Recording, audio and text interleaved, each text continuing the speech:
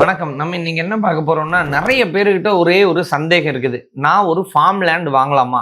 இல்ல ஒரு residential plot வாங்கலாமா? எது பெஸ்ட்டு அப்படின்னு. என்கிட்ட ஒரு 15,00,000லேருந்து 30,00,000 நான் காசு வச்சிருக்கிறேன். இந்த லேண்ட நான் எப்படி வாங்குறது? சரி, ஃபார்ம் லேண்ட் வாங்குனா என்ன பெனிஃபிட்டு?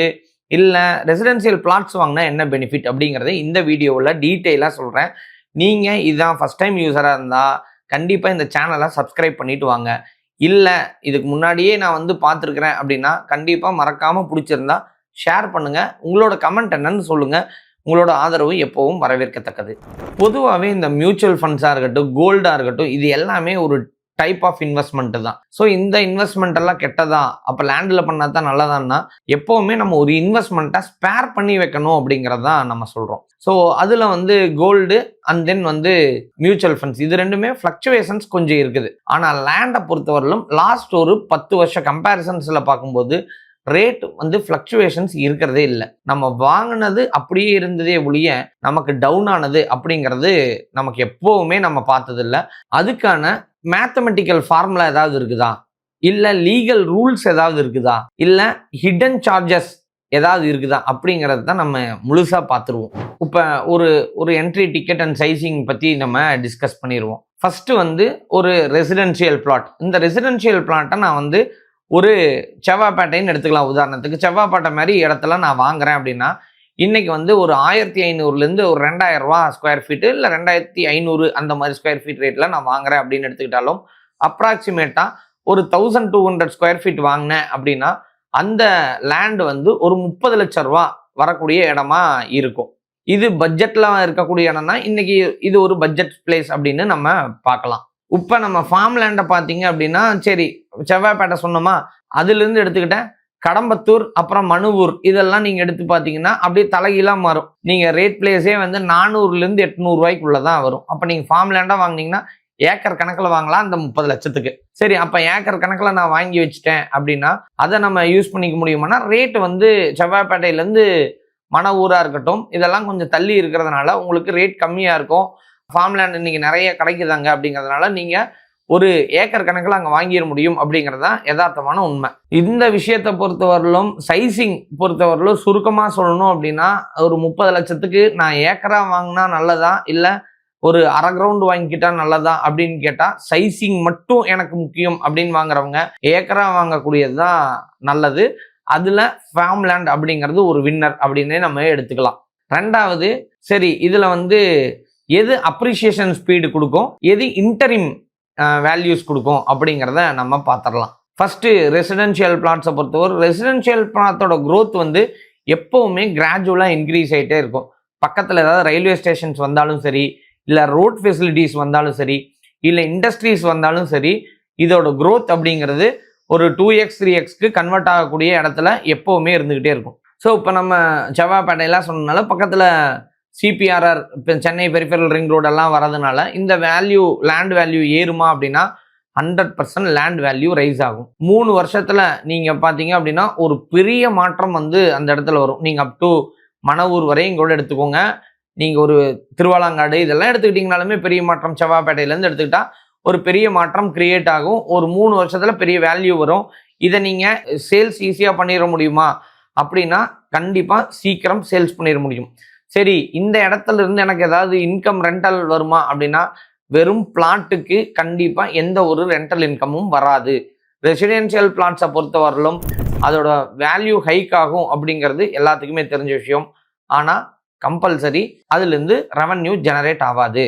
சரி, இப்போ ஃபார்ம் லேண்டை பொறுத்தவரையிலும் நீங்கள் ஃபார்ம் லேண்டு நீங்கள் ஒரு ஸ்ட்ரக்சரைஸ் பண்ணிட்டு அந்த இடத்துல நீங்கள் வந்து வேற ஏதாவது புதுசாக வைக்கிறீங்க, இல்லை மாந்தோப்பு வைக்கிறீங்க, இல்லை வந்து தென்னைமரம் நடுறீங்க, இதெல்லாம் எனக்கு ஈல்டை கிரியேட் பண்ணி தருமானா 100% ஈல்டை கிரியேட் பண்ணி தரும். ஆனால் என்ன ஒரே ஒரு மைனஸ் அப்படின்னா, அந்த லேண்டோட காஸ்ட்டு பெருசாக டெவலப் ஆயிருமா அப்படின்னா, ஸோ உங்களுக்கு ரெசிடென்ஷியல் பிளாட்ஸ் அளவுக்கு ஃபார்ம் லேண்ட்ஸ் டெவலப் ஆகாது. ஸோ அந்த இடத்துல நீங்கள் 400 ரூபாய்க்கு வாங்கினது 400 குறையாது, ஆனால் 500 ரூபா ஆகலாம். ஸோ ஒரு 3 வருஷம் கழிச்சு இது ஒரு 500 நின்றுட்டு இருக்கும்.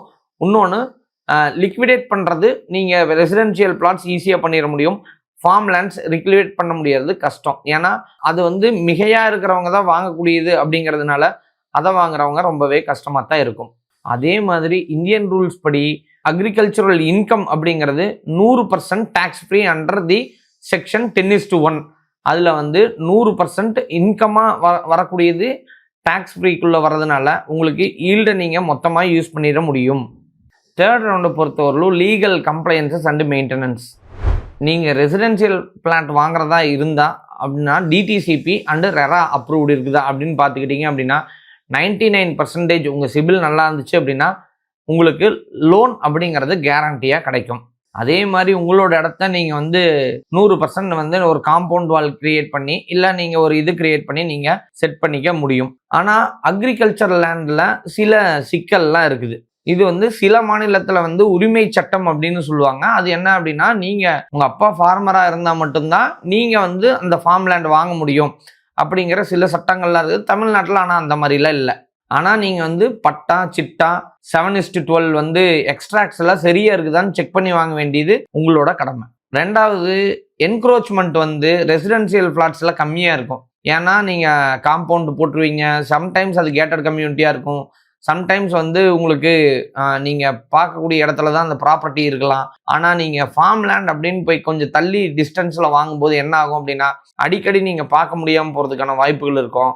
நீங்கள் யாராவது ஒருத்தருக்கு மெயின்டெனன்ஸ்க்கு போட்டிருப்பீங்க, ஒருவேளை அதை மெயின்டைன் பண்ணுறவங்க நின்றுட்டாங்க அப்படின்னா இன்னொருத்தர் நீங்கள் மெயின்டெனன்ஸ் போடலைன்னா அங்கே இருக்கிற மரங்கள் எல்லாம் காஞ்சு போகிறதுக்கோ இல்லை அந்த இன்வெஸ்ட்மெண்ட் உங்களுக்கு வேஸ்ட்டாக போகிறதுக்கோ அதிகமான வாய்ப்பு இருக்கும். இன்றைக்கி மேன் பவர் தட்டுப்பாடெல்லாம் இருக்கிறதுனால அக்ரிகல்ச்சருக்கெல்லாம் பார்த்துக்கக்கூடிய மேன் பவர் இன்னைக்கு கிடைக்கிறது இல்லை அப்படிங்கிறது எல்லாத்துக்குமே தெரியும். மிக முக்கியமான விஷயம், அங்கே வளர்றதை எடுத்து நமக்கு தெரியாமலே கொடுத்தாலும் நம்மளால அதை கண்ட்ரோல் பண்ண முடியாது அப்படிங்கிறதும் ஒரு சிக்கலாக இன்னைக்கு எல்லாரும் சந்திச்சுட்டு இருக்கிறத நம்ம பார்க்குறோம். ஸோ இது ஃபைனலாக சொல்லணும் அப்படின்னா, நீங்கள் ஒரு இடத்த இன்வெஸ்ட்மெண்ட் பர்பஸ்க்கு வாங்க போகிறீங்க அப்படின்னா நீங்கள் தாராளமாக ரெசிடென்ஷியல் பிளாட்ஸ்க்கு கண்ணை மூடிட்டு போயிடலாம். ஏன்னா உங்களுக்கு பேங்க் லோன் கேரண்டி, ஈஸியாக லிக்விடேட் பண்ண முடியும். அது இல்லாமல் உங்கள் ப்ராப்பர்ட்டி வேல்யூ வாங்கி வச்சிங்க அப்படின்னா 3 வருஷம் 4 வருஷத்தில் இன்னைக்கு அதிகமான ரேட் ஏறுறதுக்கான வாய்ப்பு இருக்குது. மிக முக்கியமாக ஆண் குழந்தையை பெற்றிருந்தாலும் சரி, பெண் குழந்தைய பெற்றெடுத்தாலும் சரி, இன்னைக்கு 5 வயசுலேயே வந்து ஒரு இடத்த வாங்க ஆரம்பிச்சாங்க அப்படின்னா 20 வயசு வரும்போது 15 வருஷம் அந்த வெயிட்டிங் பீரியட் அப்படிங்கிறது